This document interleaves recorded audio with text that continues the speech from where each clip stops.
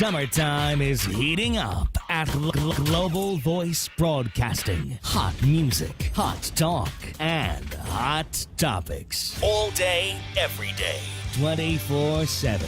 You don't want to miss a minute on Global Voice Broadcasting. I highly recommend Ms. Hicks. Her books, her CDs are encouraging. I bought her book, A Hill to Climb. She's a very inspirational speaker. And I look forward to one day being able to work with her. Your power lies within you.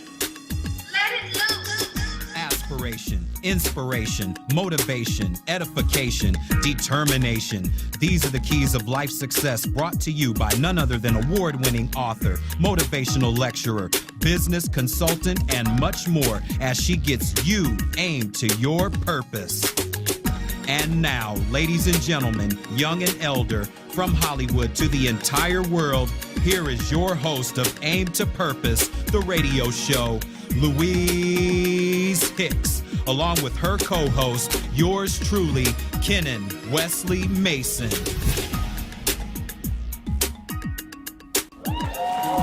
Hello, world. Welcome to Aim to Purpose, the radio show. I'm your host, Louise Hicks, along with my co-host and son, Kenan Wesley Mason. We have a very dynamic show for you today, and I hope you've enjoyed your weekend. And first, let me just share a little bit about my vacation. I know last week I talked a little bit about it, and I just wanted to share a little bit more about it today. Since our show is about self-empowerment, no excuses, I want to give a little tribute to a book club that I had a speaking engagement in Shreveport, Louisiana, when I went to my 45th class reunion, and that is the Wisdom Seekers Book Club. Since we're talking about self-empowerment today and no excuses, I thought I would like to share with you this beautiful plate that they made for me. Hold it clear to the camera. Okay, here we go. And this was an article that was in the Shreveport Sun, where they profiled the Wisdom Seekers Book Club. And I thought it was so beautiful, and they gave me this one and the other one, where they put my book in here. Isn't that awesome? A Hill to Climb, a teenager's battle with cancer, depression, and drug addiction. I was so excited to be there with the Wisdom Seekers, and I'd like to give a special thanks and shout out to Miss Roynetta Ortiz and Miss Brenda Richardson, the coordinators of the Wisdom Seekers Book Club.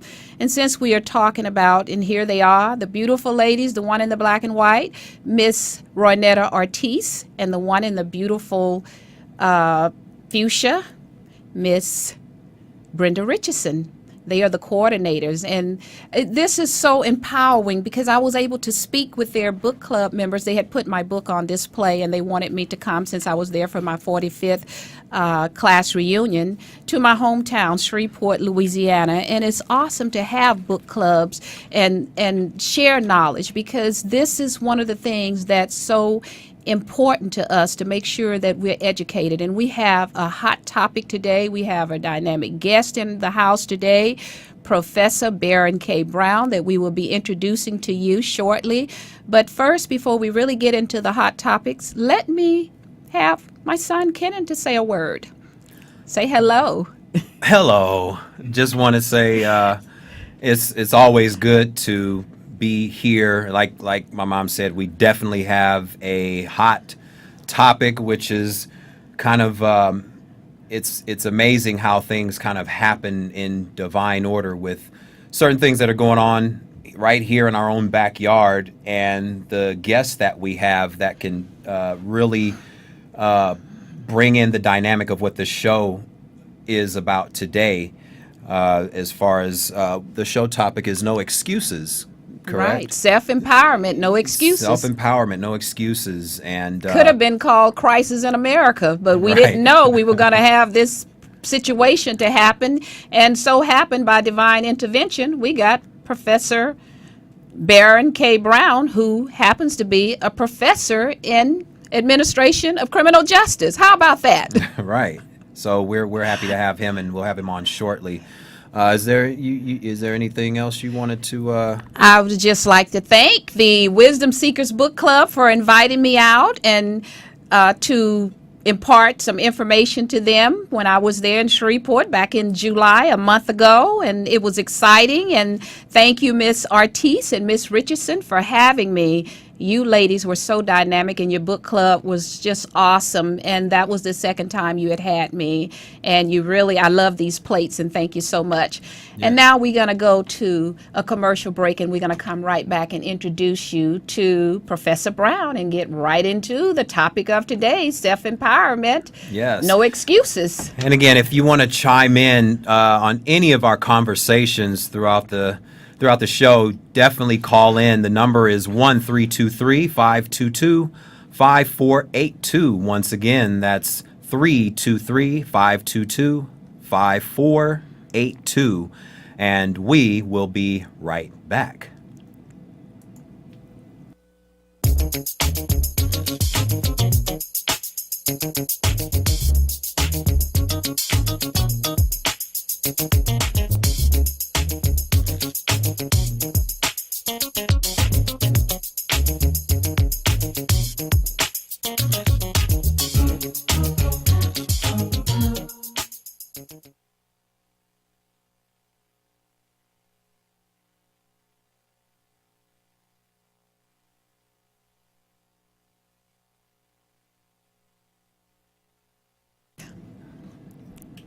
Some more technical difficulties, but it'll be okay.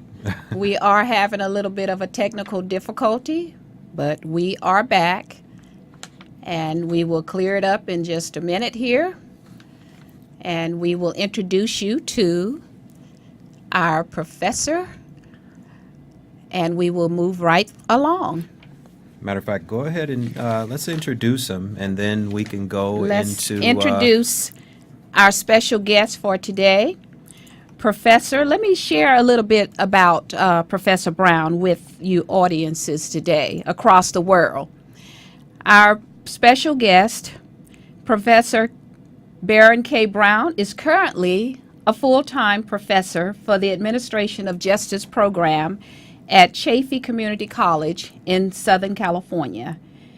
His areas of specialization are criminal justice systems, leadership and management in law enforcement and military organizations, and public administration and policy. Barron is a captain in the U.S. Coast Guard Reserve. He has served over 25 years. He is a specialist in law enforcement, intelligence, anti-terrorism, national security, and homeland security. He was activated after the tragedies on September 11, 2001, and he was kept on active duty for several months, briefing and training personnel on intelligence and security matters during Operation Noble Eagle and Operation Iraq Freedom. He was also recalled during the Deepwater Horizon oil spill disaster in 2010, serving the manager of the National Incident Command's Interagency Solution Group, who was responsible for developing the majority of the agency solution for responding to the worst environment disaster in U.S. history. Barron has been married for 31 years to his beautiful wife, Seneva, and Barron also and with Seneva have 4 mutual children. 2 are biological and 2 are adopted. They adopted their 2 youngest children at 3 days old each, and both were drug babies that had to fight through alcohol and cocaine withdrawals. 3 of the children are currently in college, and 1 has already received an associate's degree. And we will talk a little bit about what motivated them to adopt these children and so forth. But now let me introduce you to our special guest today. As you can see, he has the expertise, and we didn't plan it this way. We had no idea that the Ferguson incident was going to happen at the time. And before he comes on, I want to share a little bit about this situation with the Ferguson, Missouri incident, because this is a hot topic. It's creating, we could have called this show actually the American Crisis, but we didn't know all of these things was going to happen.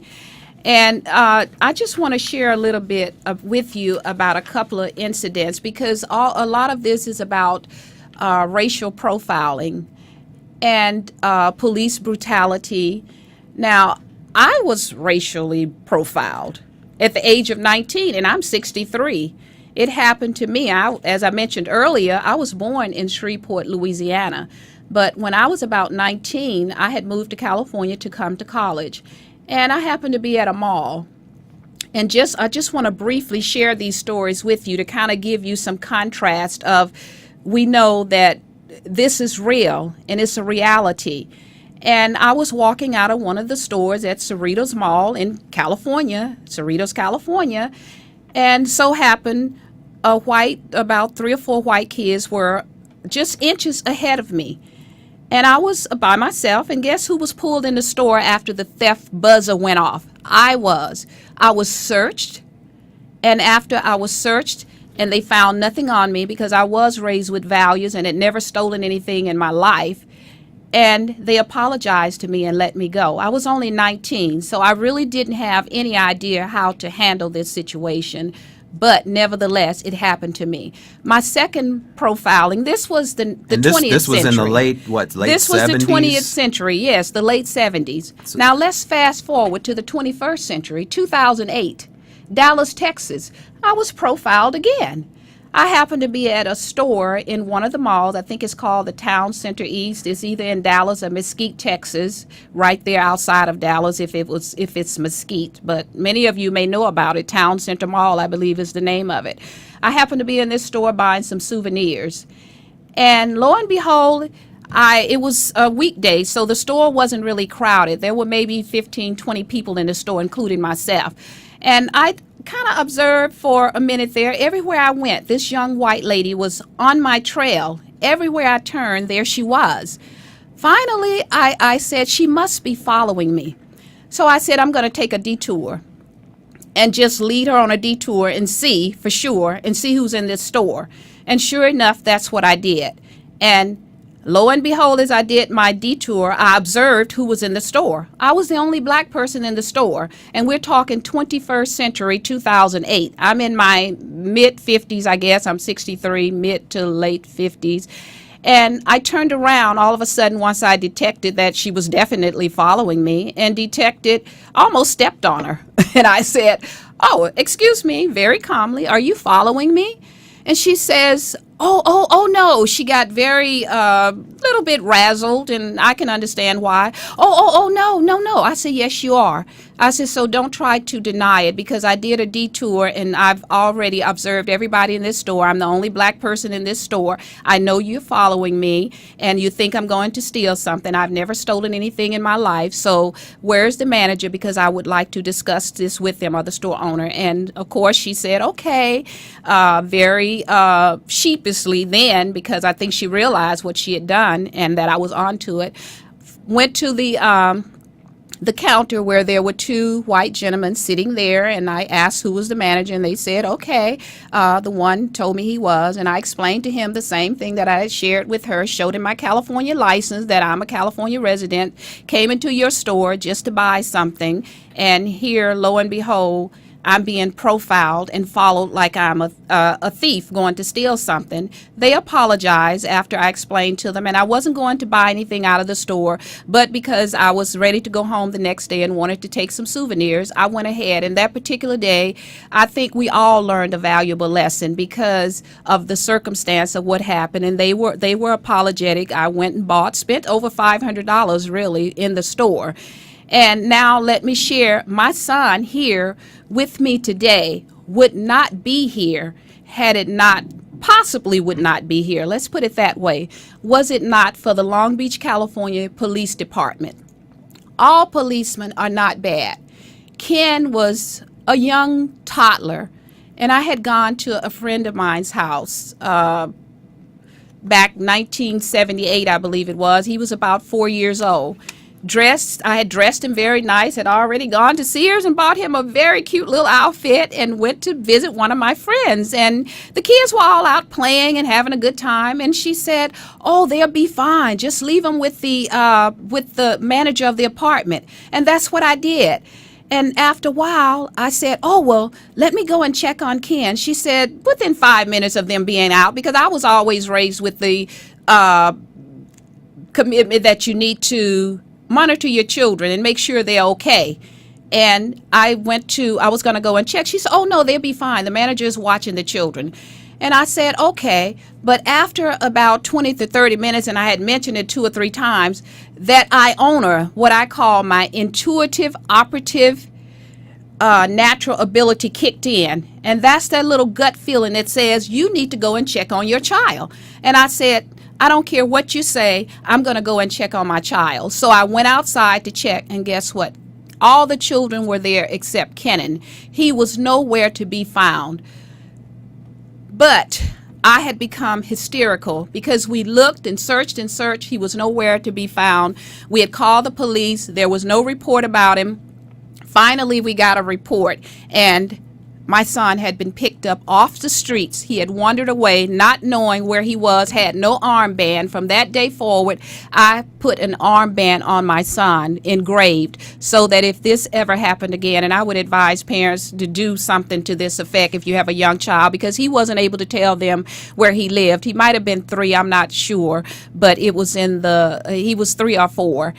And the police found him and took very good care of my son. The Long Beach, California Police Department, they fed him and everything, because it was close to 10 o'clock that night by the time they were able to identify who he was, even though we had put the police report out, because they didn't have the technology that they have today. So that goes to show all police officers are not bad. One final story I want to share with you, just to kind of give some contrast.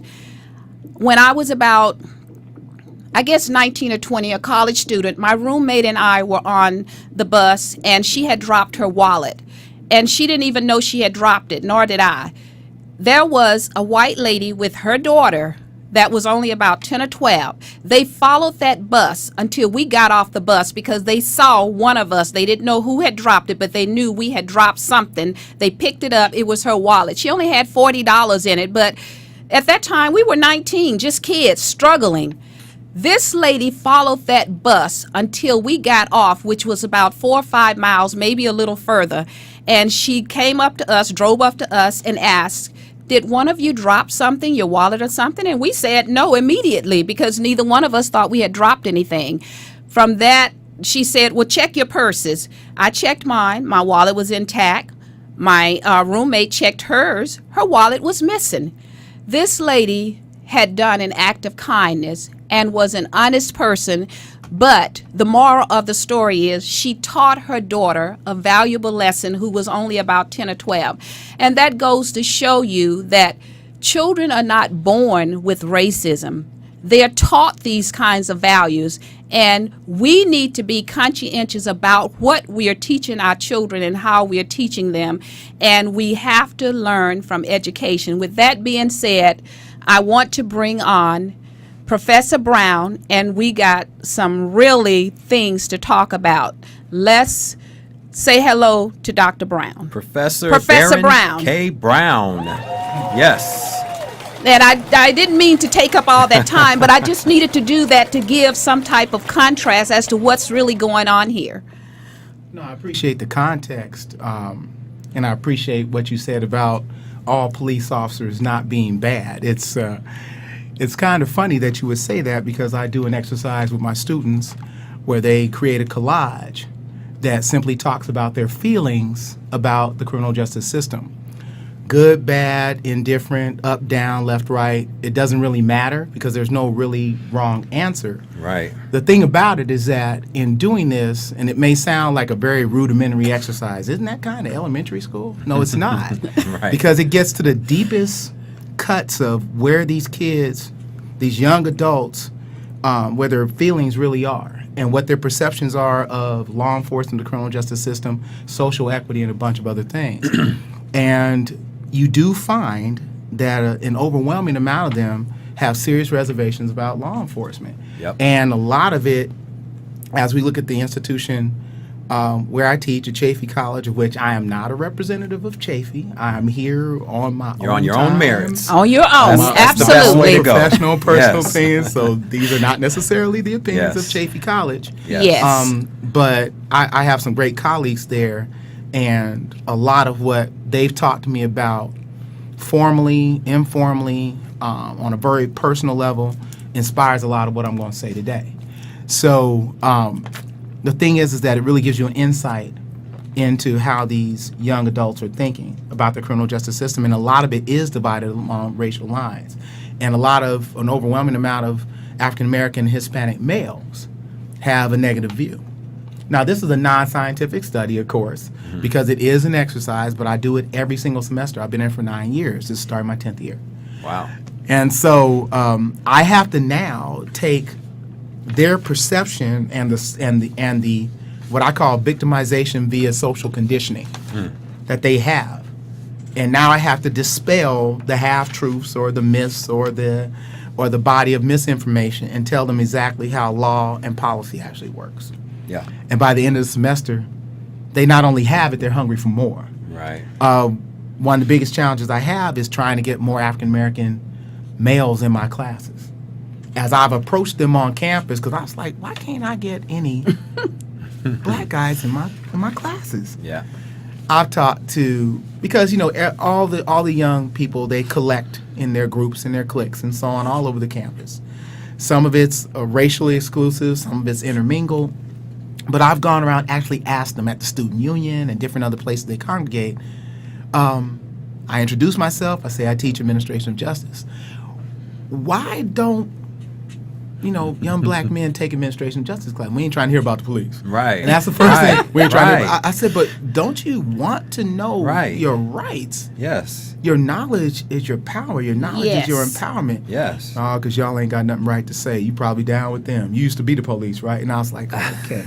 So I already Right. have a credibility issue, and it's like, my Right. goodness, I'm trying to talk to you, an old head to a young head, Right. about, and those are colloquial terms, somebody seasoned talking to somebody young, trying to keep him or her from hitting their head on the same stone I did, and trying to teach you something about a system that unfortunately you will find yourself victim of, possibly, Yes.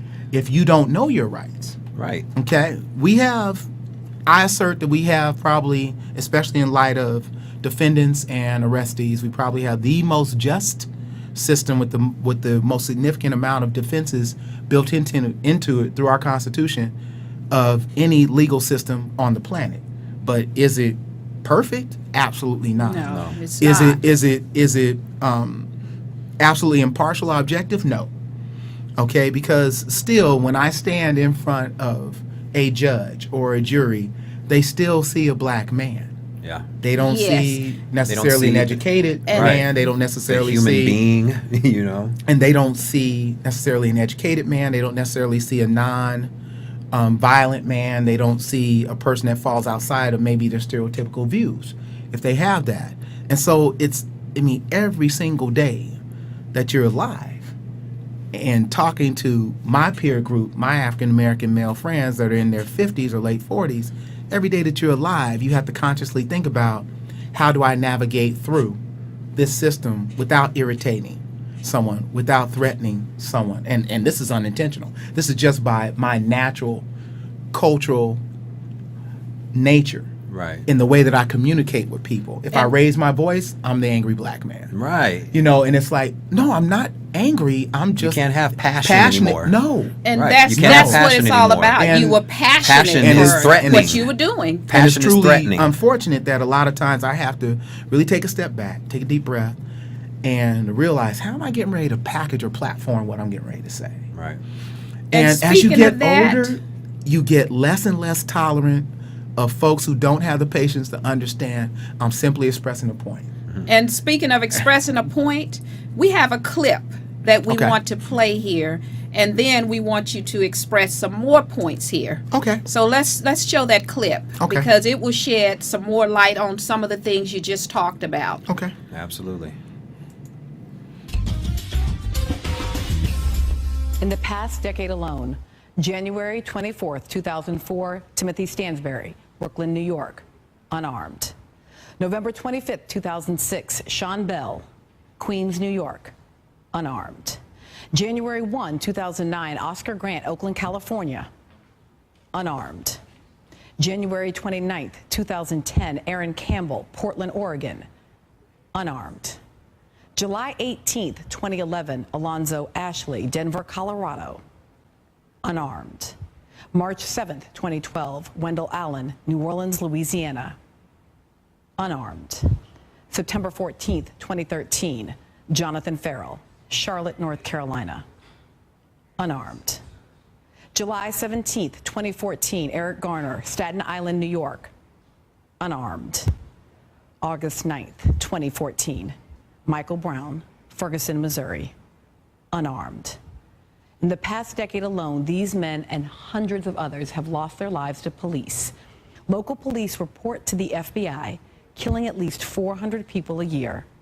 From 2006 to 2012, a white police officer killed a black person at least twice a week in this country. Which brings us back to Ferguson, Missouri, where, according to a report in the Daily Beast, in 2009, police officers charged a man for property damage because he bled on their uniforms while they arrested him and allegedly beat him bloody. Ferguson, Missouri, where it took 6 days to release the name of an officer who shot an unarmed teenager to death. Ferguson, Missouri, where police released images of someone who might be Michael Brown involved in a store robbery, and then hours later said the robbery had nothing to do with why Michael Brown was stopped by the police officer who killed him.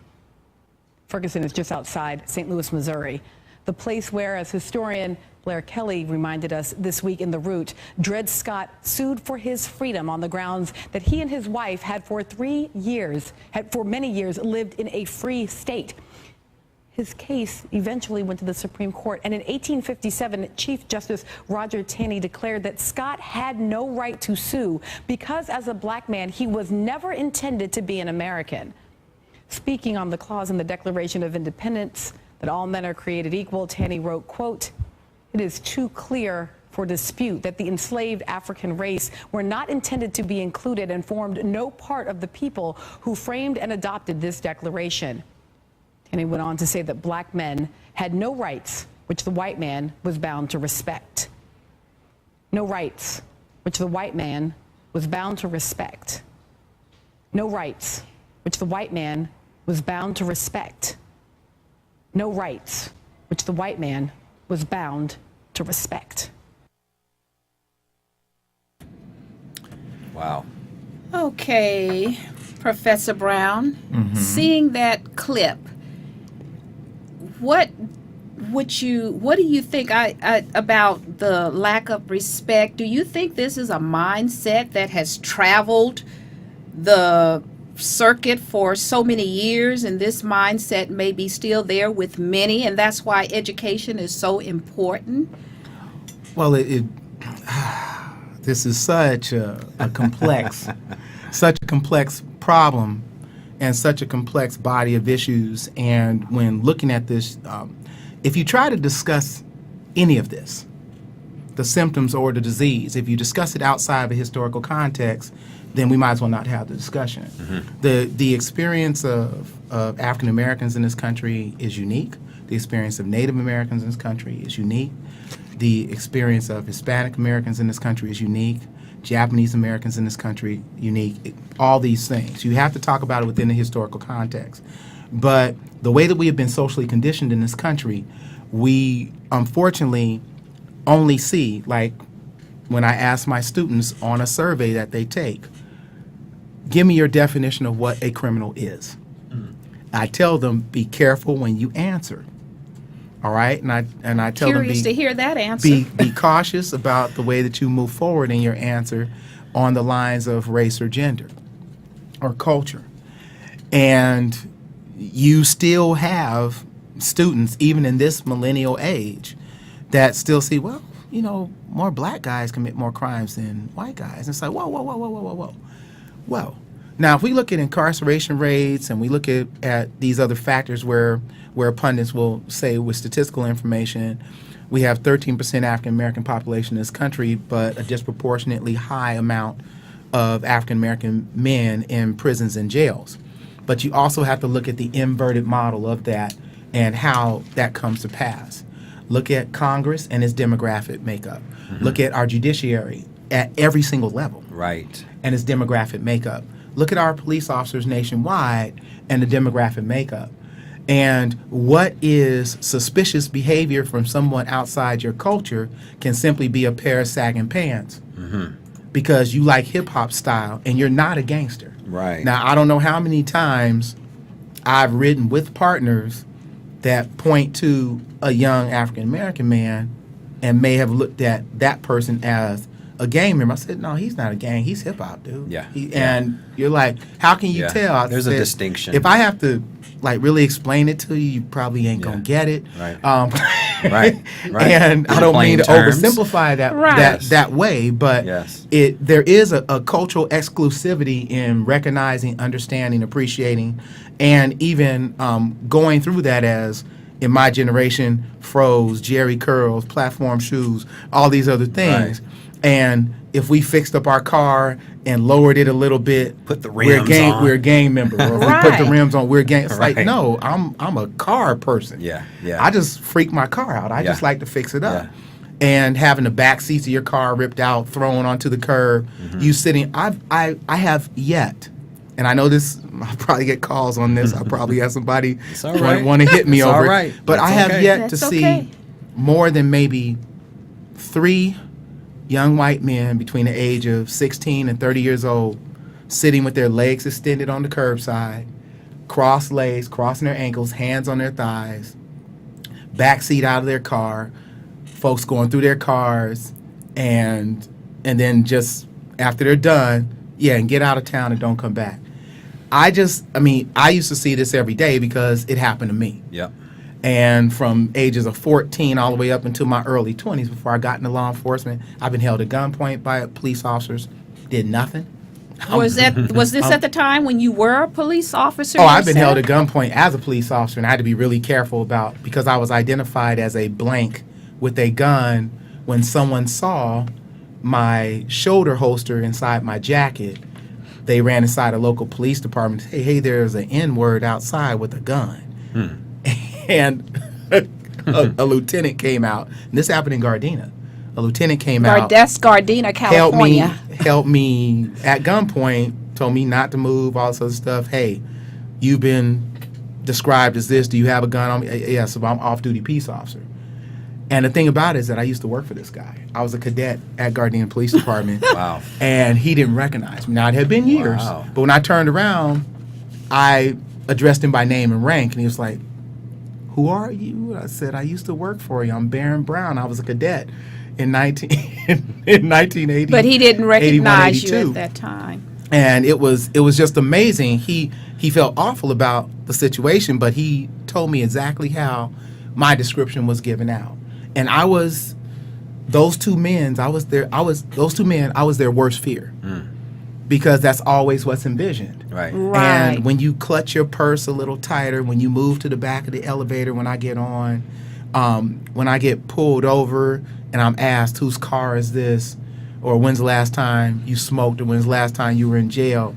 I said, don't you want my license and registration? Right. And then when they get to that and I pull out my wallet, which has my badge in it, my retired badge in it, and then when I was on duty, my active duty badge in it, as a peace officer, who do you work for? LA County Sheriff's Department. Why, you're a sergeant? Oh. And I'll say, hey, I'm just curious. What was your probable cause for the stop? They can't come to something. Or like when you're stopped. You mind calling your field supervisor over? It's like, no, we don't have to do that. And then all of a sudden, now they're on the defensive. Now this is I'm not talking about something that didn't happen. This happened to me. And 2 other friends. Well, one is my brother-in-law. One was a close friend who was also a peace officer. My brother-in-law works for the Postal Service. And we got pulled over in San Gabriel City. and we were in a BMW 5 Series. It was brand new with my buddies, and before the officer even got the license registration from us, he had 4 backup units there, and they thought they had something they didn't have. And when I asked for a field supervisor, all of a sudden it was like, well, we can just let this go, right? Of course. And we did. We were on our way to the bowling alley, so we let it go. You let it go. And We let it go. being a black man in America, you and my son, I know you know more about being racially profiled than I do. Now, I know I've been stopped too, and the first thing that came out of the police officer's mouth was, whose car is that? And what relevancy was that to why he stopped me? Supposedly I was speeding, and I was going a little bit over the speed limit at the time, not a lot, but nevertheless I was stopped, and that was the first thing I was asked, driving a nice brand new car. Of course, I couldn't own that car being a black female, and this happened in the 21st century, the early 2000s, which brings us back a little bit more specific to the Ferguson incident. Yeah. We're hearing all kinds of things about the federal government. They're not doing enough and this and that. And so what briefly, how do you see the federal government's role in this? Because they're saying an arrest should be made now, and it's taking too long. And being an expert at this, what is your feeling on this? Well, you have a lot of emotions stirring right now. A lot of people are very, very upset Yes. about this, about what appears to be a climate of disregard of human value Yep. of these young men.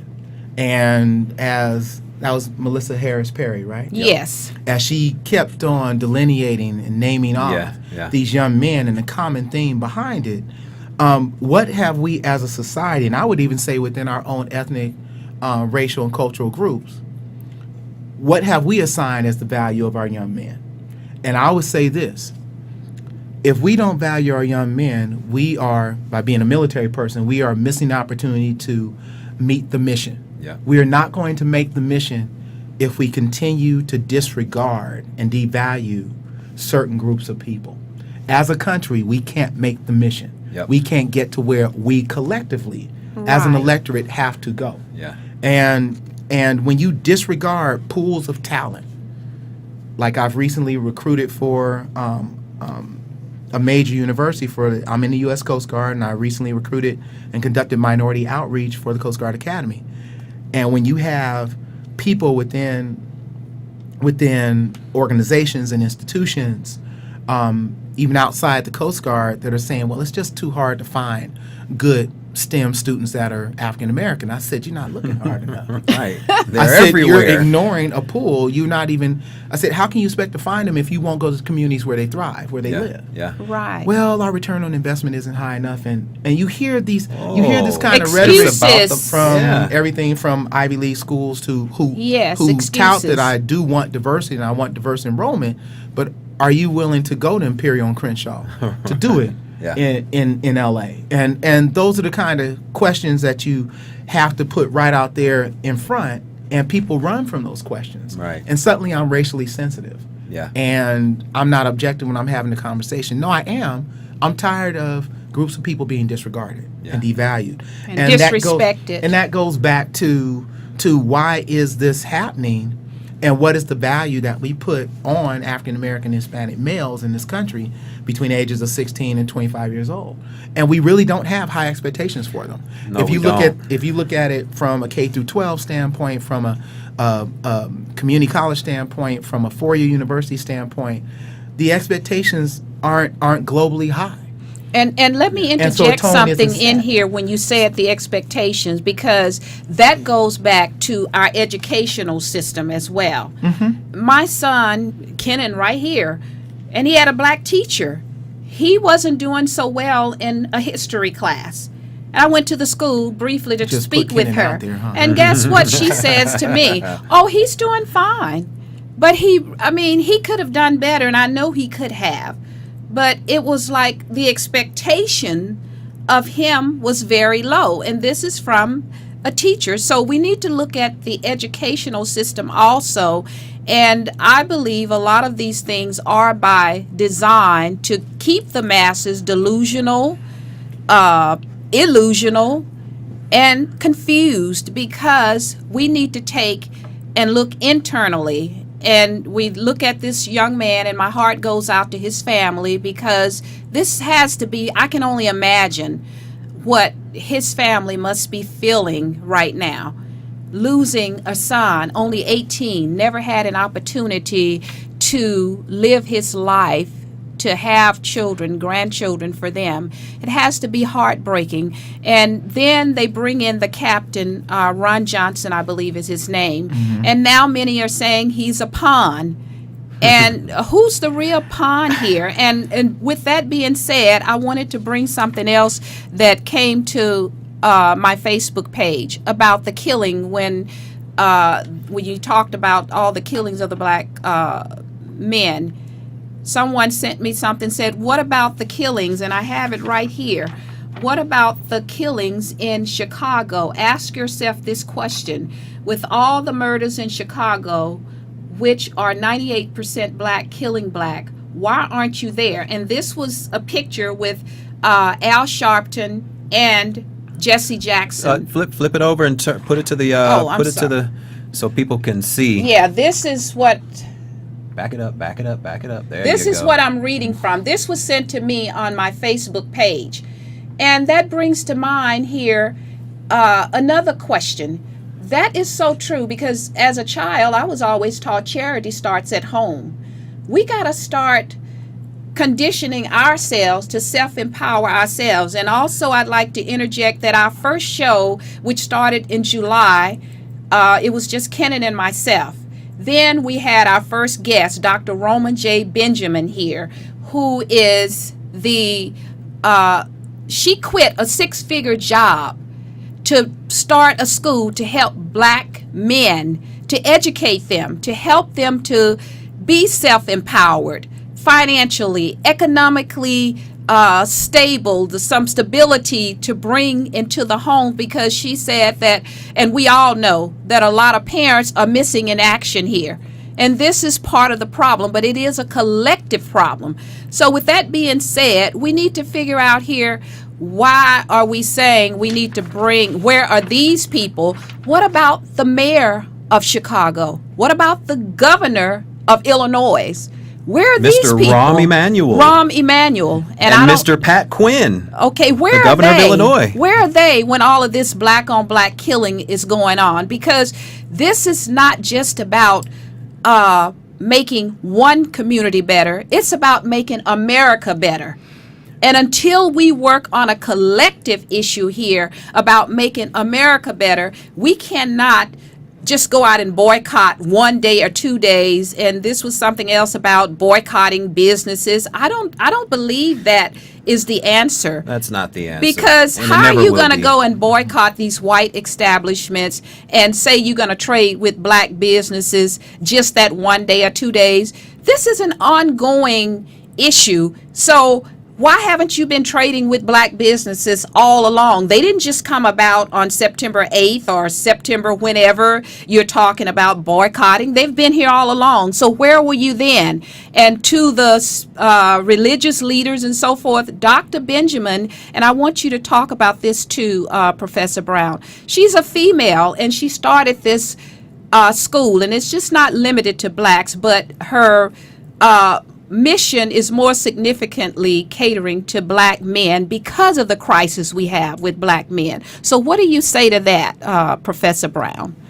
Well, as you look at, if you want to read something like The New Jim Crow, different publications like that, different articles that may talk about it, is that from an institutional standpoint, when you have a significantly disproportionate number of arrests, prosecutions, once you're tagged or classified or named or labeled as a felon, there are certain rights that you lose, such as in several states you'll lose your right to vote, okay, or you'll have it suspended for a period of time.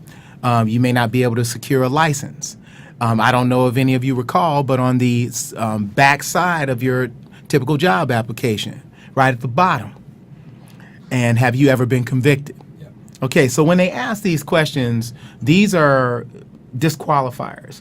And so when you have a person that has had a negative run-in with the criminal justice system and now has been classified as a misdemeanor or an ex-misdemeanor or ex-felon, then basically how is that person going to actually get past that particular hurdle? Because there are so many institutional barriers that are in place. Now, the thing that you have to look at from the self-empowerment standpoint is, did anyone hold a gun to your head to make you commit that crime? Right. No. It's about personal responsibility for It is yourself. about personal responsibility. Absolutely. But the thing that you have to understand about the criminal justice system, that originally the criminal justice system was not the quintessential purpose of the system.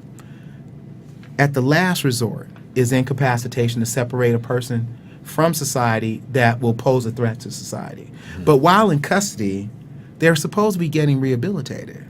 And then when released, they're supposed to be now productive members of society. That simply does not happen, and recidivism is really the driver of the criminal justice system, and it ensures job security. Right. It ensures perpetual funding. Oh, of course. And so really, is the criminal justice system and our public agencies actually set up to be a true solution to social problems? No, they're not. They're set up to be agencies of management so that the problems are tolerable to the masses. Yeah. We'll never eliminate crime because there's human nature. Yep. So you can't eliminate crime. We can mitigate it. In fact, we've been enjoying lower violent crime rates for the last probably 12 to 15 years. I can look back at the Bureau of Justice Statistics for that.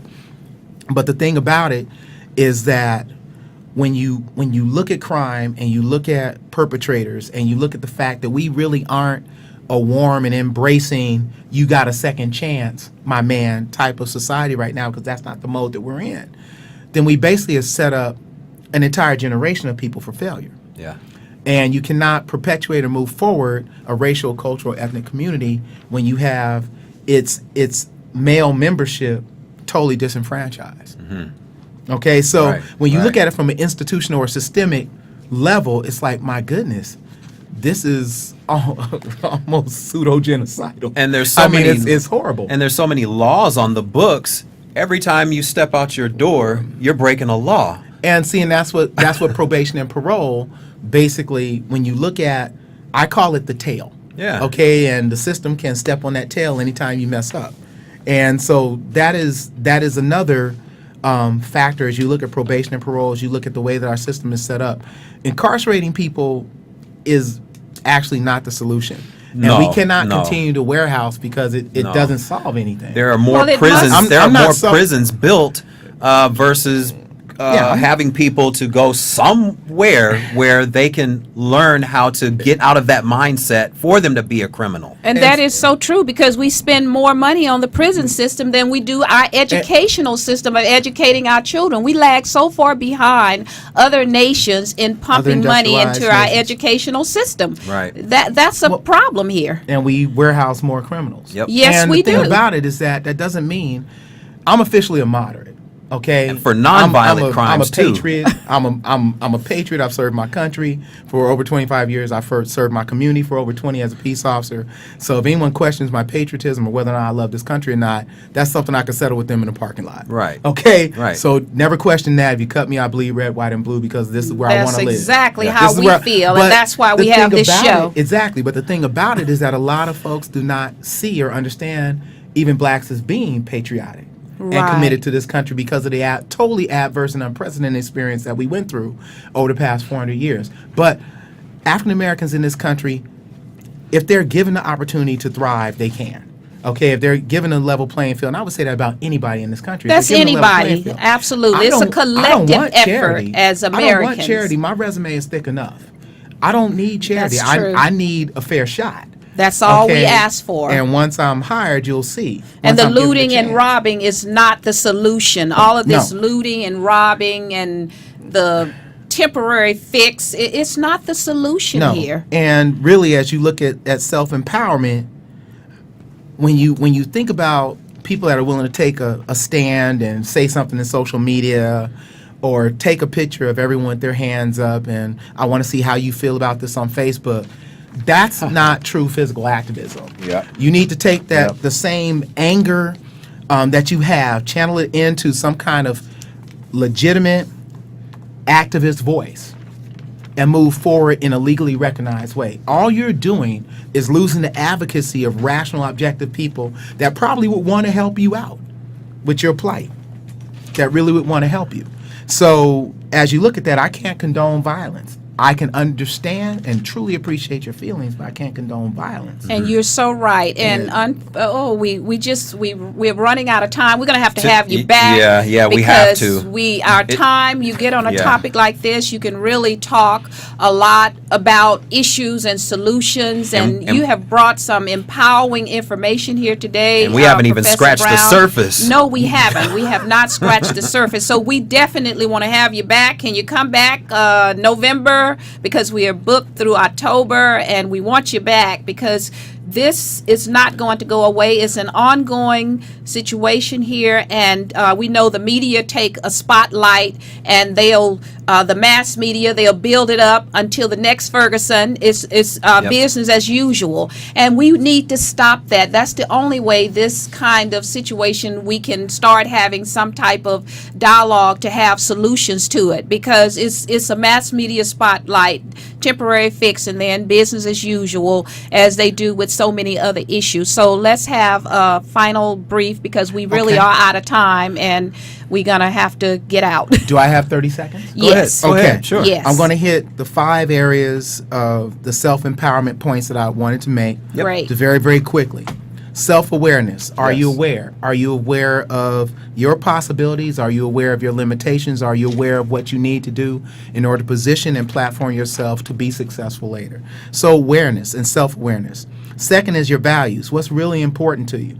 In regards to the folks in Ferguson and all over this country that are looking at the civil unrest and looking at the absence of humanity as we have all this depicted in front of us. If your values are being violated right now, if you are absolutely sickened by what you see, what are you willing to do? And how deeply grounded are your values? And that's what you have to ask yourself every time someone puts temptation in front of you. As a young African American man, when your boys want you to do something, you're like, no, man, I really don't want to get caught up in that. Where are your values at? 3, skills. What have you done to prepare? How do you expect to get hired or to thrive if you have no skill set to offer? You can't ask for $20 an hour if you don't have $5 an hour worth of skills. Okay, so it's not a matter of keeping a brother down. It's a matter of, what are you bringing to me? What's in it for me as an employer? Because I'm not going to hire somebody that's not bringing me value. You have to add value to my company, and I can add value to your life. 4 is information. Have you researched what you really want to do and where you really want to go and what you want to be? Do you actually know how much you don't really know? Right. Okay, so the thing about it, you need to know about everything that you're pursuing, and we have a plethora of information at your fingertips. Information is So power. information is power, and there's no excuse for not getting information. No excuses. And if you don't know, find somebody who you respect A how mentor. successful they are, that can mentor you and give you the information, put you on the path. And then goals. Set your goals realistically, and are they humanly attainable? Don't Right. set crazy goals that you can't reach for 100 years. Small base hits are better than trying to swing for home runs. Get on base, get some traction, Yeah. get it moving. Now, I'm speaking in metaphors. So set your goals realistically and make them humanly attainable. Are you prepared truly to pursue them? Do you have the persistence? Right. Because every goal you chase is going to require sacrifice. And in this time of millennials, instant gratification, are you willing to put in the long work and the long hours? And with that said, one thing you say: awareness, not paranoia, self-empowerment, not excuses, and never do just enough. Exactly. So with that being said, we want to thank Professor Baron K. Brown for being our guest on the show.